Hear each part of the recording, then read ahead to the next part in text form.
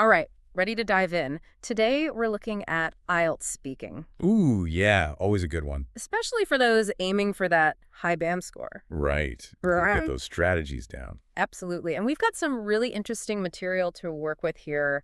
A transcript from another podcast, actually, called Speak Like a Pro. Oh, cool, another podcast. Yeah, and this episode is all about mastering IELTS speaking. So like us. Basically, yeah, but they use real answers from an IELTS learner named Alex. Interesting. So we get to see what an actual test taker does. Exactly. And there's this IELTS coach, Jamie, who analyzes those answers, gives feedback. Nice. So it's not just the answers themselves, but the why behind them. That's the gold, right? Yeah. We want to figure out what makes these answers tick. What techniques, what vocabulary lead to a high score. Yeah, like what are the secret ingredients of a band 8 or 9 response? Exactly. So let's get into it, starting with part 1 of the IELTS speaking test. The good old basics. Yep. And the topic here is paying bills. Oh, everyone's favorite. Right. Jamie, acting as the examiner, starts by asking Alex about the types of bills he pays. You know, rent, utilities, that sort of thing. Yeah, and Alex's response is interesting right off the bat. How so? Well, instead of just giving a list, internet, water, electricity, rent, property tax, he adds a personal touch. Oh, I like that. Yeah, he says something like, ever since I moved out and started living on my own, life's gotten a bit tough, to be honest. Uh-huh. Yeah, I can relate to that. And he even mentions it's an adjustment from living with his parents. So he's giving context, making it more conversational. And Jamie picks up on that immediately. Of course, good examiners are listening for that. Exactly. Jamie points out that it wasn't just a robotic list, but a personal anecdote with natural phrasing, like, life's gotten a bit tough. Yeah, that's way more engaging. And Jamie emphasizes that this kind of fluency and detailed expression is what pushes you towards that band 8 or 9 level. It's not just about perfect grammar, right? Yeah. It's about how you use the language to communicate. Precisely. So why do you think that personal element resonates so much with examiners? Well, I think it shows a few things. First, it shows comfort with the language, right? You're not afraid to go beyond just the facts. You're not stuck in textbook mode. Exactly. Mm. And it also suggests a cultural understanding that personal connection is often valued in English conversation. Makes you sound more natural, less rehearsed. Right. Like you're actually having a chat with the examiner, not reciting a memorized answer. And that's key. So moving on, Jamie then asks Alex about how he usually pays his bills cash or other methods. I'm curious to hear this. So Alex mentions that he used to pay with cash sometimes, but Yes. now he prefers credit cards. Interesting why the switch. And that's where it gets really insightful. Yeah. He explains his reasons. He says he likes being able to track his spending with a credit card. Makes sense. Good for budgeting. And he mentions the cash back rewards. Oh, yeah, those could be a nice little bonus. Exactly. And he even throws in this clever point about how using his credit card for bills means he doesn't have to pay a monthly fee on his bank account. Oh, smart. So it's like a double win. Yeah, he actually says it counts as a task, which I thought was funny. Yeah, that's a good one. And of course, Jamie loves it, praises his excellent use of cause and effect. Laying out those reasons. Yep. And those natural idiomatic expressions like counts as a task and nice bonus. So again, it's not just about knowing the words, but how you use them in a natural way. Right. It's about demonstrating a real command of the language. Now, Jamie throws a bit of a curveball and asks Alex if he's ever forgotten to pay a bill. We've all been there. I know, right? And this is where Alex's answer really shines. He doesn't just say yes or no, he tells a story. A story? About a bill. Yeah, but it works. He talks about this time when there was a Canada Post strike and he didn't get his bill on time.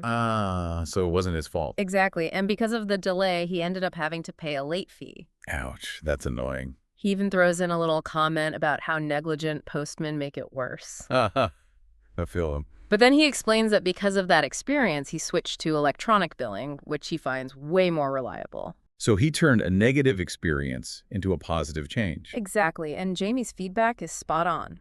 She says having a clear reason, a narrative, and reflecting on what you learned shows real depth of language. So it's about going beyond a simple answer and really fleshing out your response. Right, giving context, emotion, even a bit of humor where appropriate. To be more relatable, too, I think. Absolutely. Now, to wrap up part 1, Jamie asks Alex about ways to make bills cheaper. Always a relevant question. Right, and Alex keeps it practical. He suggests things like using less water, turning off the tap, taking shorter showers. Sensible advice? And he mentions switching to electronic formats to avoid paper bills. Saves money and trees. Exactly, and he concludes with a nice little summary. Small changes, but they add up over time. Yeah, I like that. Simple but effective. So for part one, it seems like the key takeaways are be personal, provide reasons, use natural language, and don't be afraid to tell a little story if it fits. Yeah, you want to show the examiner that you can hold a conversation, not just answer questions like a robot. Exactly. Now let's move on to part two, which is all about speaking for 1 to 2 minutes on a given topic. Right, the big leagues. Kind of, yeah. You get a minute to prepare and then you're on. So you need to be organized and have a clear idea of what you want to say. Absolutely. And we've got two examples here, both high-scoring responses. Excellent. Let's break them down. The prompt for both of these is to describe some food or drink that you learned to prepare. Sounds fun. I love cooking. Me too. And this So- is where detail and personal connection really come into play. Okay, I'm intrigued. The first example is garlic ramen. Oh, wow, my favorite. Right. Alex starts by explaining what it is, obviously, but he also tells us when and where he learned to make it.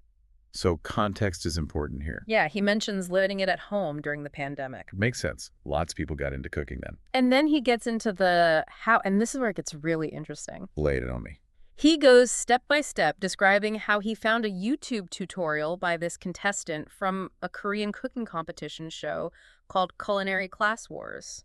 Culinary class wars. I've never heard of that. It's apparently pretty big in Korea, and this garlic ramen recipe went viral on Instagram. Wow, the power of social media. Right. So Alex explains the whole process, the thinly slicing the garlic, frying it in sesame oil, being careful not to burn it. Yeah, burnt garlic is the worst. He talks about adding the broth and soy sauce, cooking the instant noodles, and then all the toppings, a soft-boiled egg, spring onions, and that crispy garlic. Oh, man, now I'm hungry. Right. And Jamie praises him for this level of detail because it paints a vivid picture for the listener. It's like you're right there in the kitchen with him. Exactly. And then he goes on to talk about his feelings about learning to cook garlic ramen. Oh, I like that. The emotional side of things. Yeah, he says it was really satisfying to recreate a restaurant-quality dish at home. That sense of accomplishment. He talks about feeling a sense of pride and independence, even a boost in confidence when his friends asked him to make it for them. So it's not just about the food itself, but the impact it had on him. Exactly, and that's what elevates this response. It's a personal story with an emotional arc. Way more engaging than just a recipe recitation. The second example is Gordon Ramsay's steak recipe, which Alex also found on YouTube. Classic Gordon Ramsay. And again, he covers the what, when, and where, mentioning that he always admired Ramsay's seemingly effortless way of cooking steak. Yeah, Ramsay makes it look so easy. But then he breaks down the process in detail, using a ribeye steak, seasoning it with salt and pepper, letting it come to room temperature, searing it in a hot pan with olive oil to get that perfect golden crust. Those are the key steps. He even mentions adding garlic rosemary thyme and butter, basting it constantly and letting it rest before slicing. Sounds delicious. And Jamie's impressed with how specific he gets. It's not just, I cooked a steak, it's a detailed walkthrough. Showing a real understanding of the technique. And for the emotional side, Alex says he felt incredibly proud, especially because steak can be so easy to mess up. It's true, perfectly cooked steak is a skill. And he mentions that it gave him a real sense of achievement. Now he only cooks it for special occasions. So it's become a signature dish for him. It's interesting, right? Both of these examples are about different foods, but they follow a similar structure. They both go into detail about the what and the how. Exactly. And they both highlight the personal connection, the feelings associated with learning to cook these dishes. And they both use really vivid sensory language. You're right, like that incredibly fragrant garlic ramen or the perfect golden crust on the steak. It's like you can almost taste it. And they both have that narrative flow, that beginning, middle, and end. It's like a mini story. Exactly. And while Jamie doesn't explicitly analyze vocabulary in this part, we can definitely pick out some strong words. Yeah, let's see. For the ramen, there's generous amount, thinly sliced golden brown, step by step. And for the steak, precision, fragrant, effortlessly, golden crust, generous, knob basting constantly. These are all great words to use in part two. They add depth and sophistication to the descriptions. So for part two, it seems like the recipe for success is choose a specific topic, describe the process, share your feelings, use sensory language, and tell a story. Couldn't have said it better myself. Now on to part three, which gets a bit more abstract. Yeah, the thinking part. Jamie starts by asking Alex what kinds of simple dishes children could learn to cook. Interesting, getting into the educational aspect. Yeah, and Alex suggests something easy and no-cook, like chocolate mousse. Smart choice, no sharp knives or hot stoves. Exactly, and he points out that even something simple like that teaches valuable skills like following steps and measuring ingredients. Those are important foundational skills for any kind of cooking. Absolutely. Then Jamie asks a broader question. Why is it important for children to learn to cook? Good question. It goes beyond just making food. Right, and Alex is a really thoughtful answer. He talks about how cooking teaches organization, patience, and independence. All important life skills, He also mentions that it can encourage an appreciation for healthy food. especially if they're involved in the process of making it. And he even suggests that it might help reduce picky eating habits. That's a good point. Kids are more likely to try something they help make. Jamie then asks where young people should learn to cook at home or at school.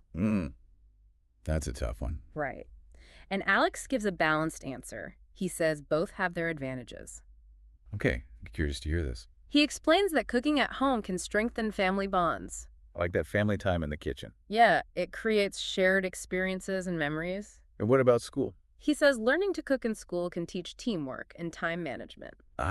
Those are important too, especially in a professional kitchen. Exactly. And he concludes by saying that ideally, young people should learn to cook in both settings. The best of both worlds. Now the conversation shifts to the profession of being a chef. Right, behind the scenes. Jamie asks Alex if he thinks it's an enjoyable job. I think it depends on the person. And Alex agrees. He says it really depends on whether you have a genuine passion for cooking. Yeah, if you don't love it, it's going to be rough. He paints a realistic picture of what it's like being on your feet all day working under pressure. High stress environment. He even says the kitchen can feel like hell if you're not passionate about it. So it's not all glamorous food plating and TV appearances. Definitely not. Hmm. Then Jamie asks about the skills needed to be a great chef. What separates the good from the great? And Alex gives a comprehensive list. He mentions technical skills, obviously. Knife skills, cooking techniques, all that. But he also emphasizes creativity Got to come up with new dishes. and discipline. Yeah, kitchens are all about order and precision. He also mentions that a genuine love for cooking is essential. If you don't love it, it'll show in your food. And that positive feedback from customers is a huge motivator. Yeah, that's the reward, right? Mm. Seeing people enjoy your creations. Finally, Jamie asks about the influence of TV chefs. Interesting. How do they shape the culinary landscape?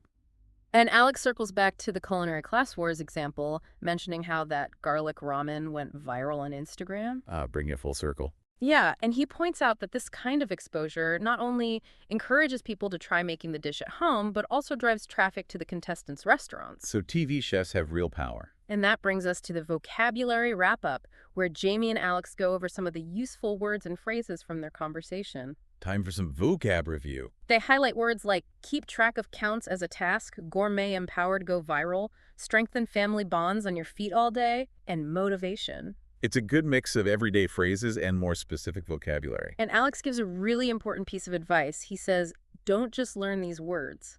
Practice using them in natural and relevant ways. And that's how you really make them your own. So to sum up, Part 3 is about expressing your opinions, supporting them with reasons and examples, and showing a nuanced understanding of the topic. It's about showing that you can think critically and communicate your thoughts effectively. So after this deep dive into IELTS speaking, it's clear that a high score isn't just about grammar. It's about so much more. It's about detail, personal connection storytelling, using vivid language, and showing a genuine engagement with the topic. It's about using language to connect and communicate. Exactly. And think about how you can apply these same principles in your everyday life, not just for an exam. It's about being a better communicator. Whether you're talking to friends, family, colleagues, or even just strangers. The ability to elaborate, share your experiences, and use descriptive language will make you a more effective and engaging communicator. And on that note, think about this. What's your garlic ramen or Gordon Ramsay steak equivalent? My what? You know, that one specific detail or experience that you can bring to a conversation to make it truly memorable. That's a great question. I'll have to give that some thought. We all should. Thanks for joining me on this deep dive. Anytime. This was fun. Until next time, happy speaking. And good luck with your IELTS.